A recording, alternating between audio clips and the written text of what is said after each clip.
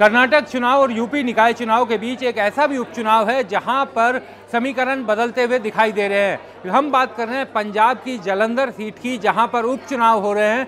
ये उपचुनाव कांग्रेस के सिटिंग लोकसभा सदस्य चौधरी संतोष चौधरी की मौत के बाद हो रहा है, और क्योंकि सीट खाली हो गई थी, उनकी पत्नी को कांग्रेस ने टिकट दिया था। लेकिन जो लगातार रुझान आ रहे हैं जालंधर उपचुनाव के, वो बड़े चौंकाने वाले हैं और आम आदमी पार्टी की लीड वहां पर लगातार बनी हुई है और जो समय के साथ बढ़ती जा रही है। इस समय करीब करीब 14,000 वोटों से आम आदमी पार्टी के उम्मीदवार सुशील कुमार रिंकू आगे बने हुए हैं और कांग्रेस की करमजीत कौर चौधरी, जो सिटिंग सांसद संतोष चौधरी की पत्नी हैं, उनको टिकट दिया गया था कांग्रेस की तरफ से, वो लगातार पीछे चल रही हैं। ये इसलिए भी महत्वपूर्ण हो जाता है क्योंकि जालंधर लगातार कांग्रेस का एक मजबूत गढ़ माना जाता रहा है। कांग्रेस का वहां से लंबे समय से सांसद भी रहा है। ये जो रीजन है, यहाँ पर विधानसभा चुनाव में भी आम आदमी पार्टी को उस तरीके की सफलता नहीं मिली थी जैसी उसे लोकसभा के राज्य के बाकी इलाकों में देखने को मिली थी। तो बहुत ही टफ चुनाव था। उसके बावजूद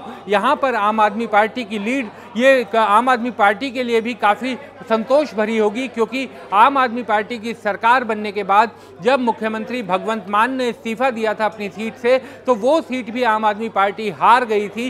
इस समय लोकसभा में आम आदमी पार्टी के पास एक भी सांसद नहीं है, लोकसभा का एक भी सांसद नहीं है। तो अगर जालंधर का उपचुनाव वो जीतती है तो पार्टी की लोकसभा में भी मौजूदगी बढ़ेगी। राष्ट्रीय पार्टी का दर्जा मिल चुका है, लोग राज्यसभा में पहले से सांसद हैं उसके, और लोकसभा में भी उसकी जो उपस्थिति है वो दर्ज हो जाएगी। तो बहुत बड़ा ये फैसला हो सकता है उलटफेर, अगर आम आदमी पार्टी का सांसद यहाँ पर जीतने में कामयाब होते हैं, आम आदमी पार्टी के उम्मीदवार जीतने में कामयाब होते हैं। और एक और बड़ी बात, क्योंकि इस चुनाव के लिए, इन चुनाव प्रचार में मुख्यमंत्री भगवंत मान ने अपनी पूरी ताकत झोंक दी थी। मुख्यमंत्री भगवंत मान ने आखिरी के चुनाव प्रचार के 4-5 दिन वहीं पर जालंधर सीट पर ही बिताए थे। दिल्ली के मुख्यमंत्री और आम आदमी पार्टी के अगुआ कन्वीनर, राष्ट्रीय कन्वीनर अरविंद केजरीवाल भी 2 दिन जालंधर ही रहे थे, आखिरी के 2 दिन चुनाव प्रचार के, और वहां पर पूरी कमान दिल्ली और पंजाब के मुख्यमंत्री ने संभाल ली थी। तो अगर जालंधर की सीट पर जीत मिलती है तो ये बहुत ही चौंकाने वाला उलटफेर होगा, क्योंकि तमाम राजनीतिक पंडित ये मान रहे थे कि वहां पर कांग्रेस की वो परंपरागत सीट है, कांग्रेस वहां से जीतेगी। लेकिन एक और बदलाव जो देखने को मिल रहा है कि वहां पर बीजेपी की उम्मीदवार, लगातार बीजेपी के उम्मीदवार तीसरे स्थान पर बने हुए हैं। तो बीजेपी भी कोशिश कर रही थी, बीजेपी का वोट शेयर कितना बढ़ता है ये भी देखने वाली बात होगी। लेकिन अगर जालंधर उपचुनाव में कांग्रेस को हराकर आम आदमी पार्टी ये सीट जीतती है तो ये बहुत बड़ा उलटफेर होगा। और ये आने वाले समय, क्योंकि 2024 में लोकसभा चुनाव भी होना है, आम आदमी पार्टी के लिए सबसे बड़ी उम्मीदें पंजाब और दिल्ली से ही हैं। पंजाब में उसके पास इतना बड़ा बहुमत होने के बावजूद